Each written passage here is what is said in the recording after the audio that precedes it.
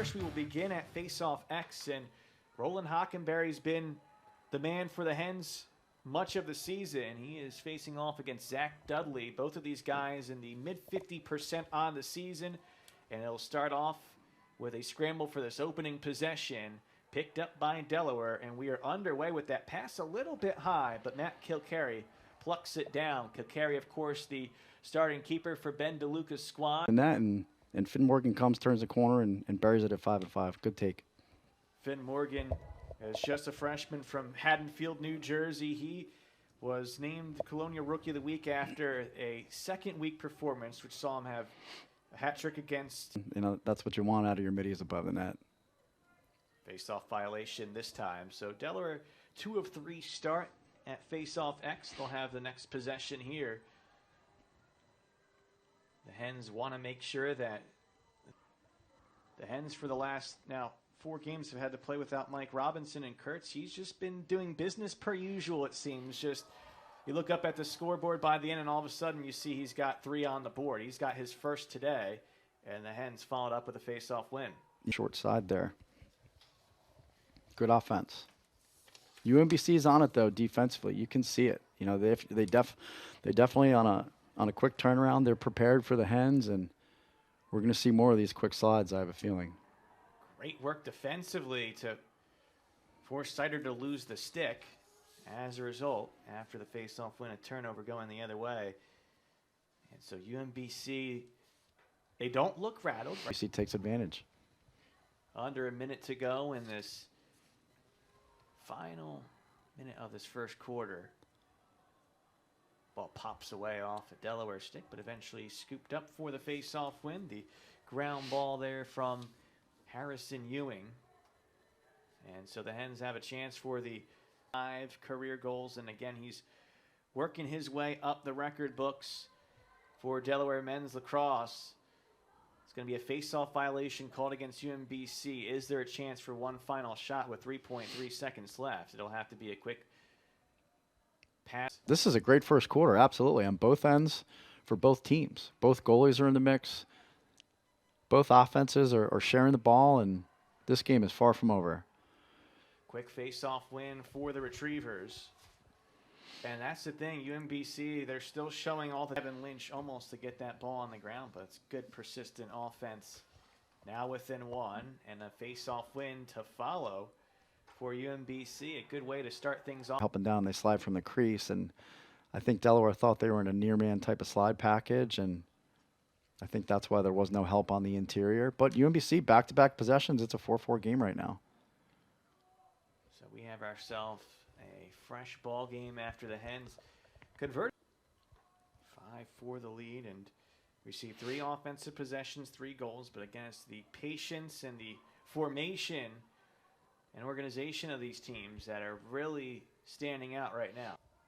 That's a true UMBC possession right there. And Mateo Brown's enjoying a breakout year. It's his 12th goal of the season. He had 1 goal over 4 games in his first 2 years, but he's really taken on his own as the lead option over the first 4 games. Had 39 shots at next best. And so now a 6-5 lead. Back-to-back possessions with tallies for Mateo Brown. Delaware gets a key face-off win. Roland Hockenberry's been good at not just getting the face-off win, but supplementing that with ground balls, and that's so key when you're at. And decent approach, but allows Delaware to kind of get topside and free their hands down the alley, and there you have it. Lengthy effort here to try to get the face-off win, but eventually the job is done. But this is a great college game right now. End to end, kids making plays, taking chances.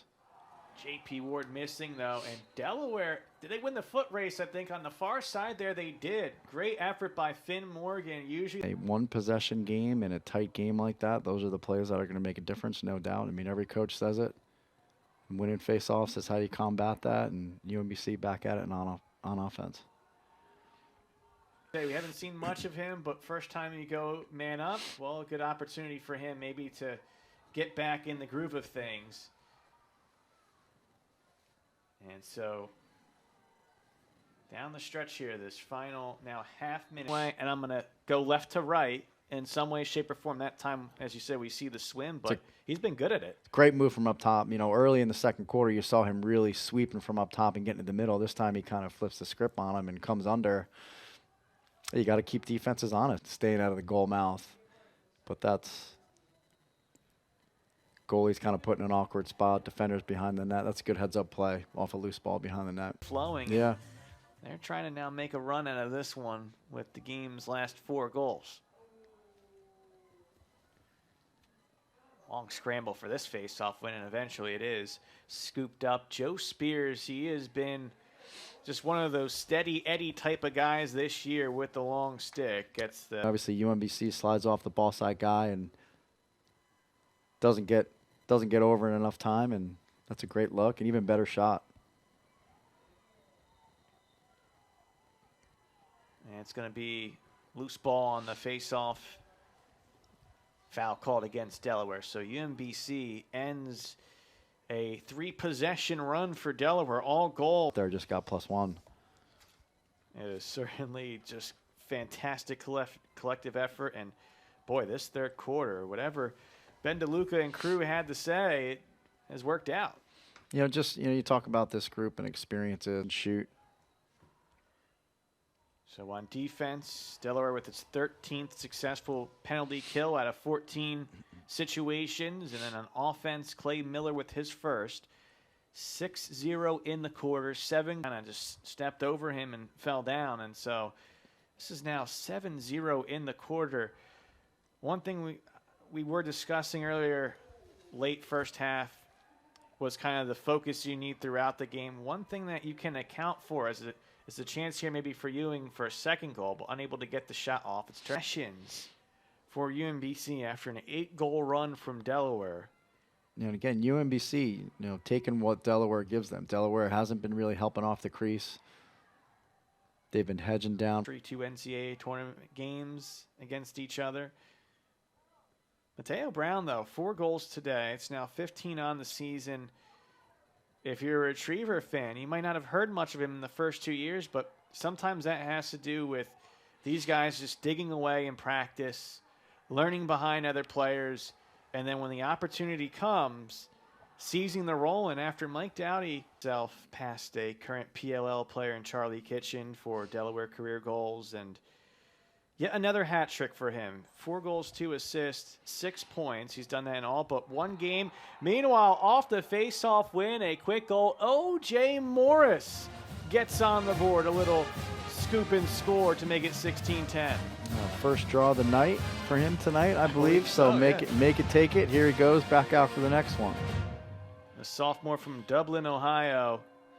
Nice patient finish. Had the hands free against a long stick, and anytime you can get that, those type of plays can just feed into you. The face-off win and score, the pull, transitioning, scoring, or assisting.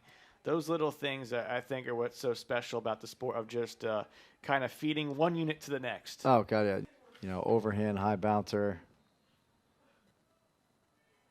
What all those coaches preach to all their L guys: get your arms up, let it fly, use the ground. That was true good. It's nice to see those guys get after it. A lot of those guys, whether they're scout team guys or second and third team guys, reps are reps, and live game reps is the best source of film and resources for coaches to help create some opportunities for some younger players or some guys in some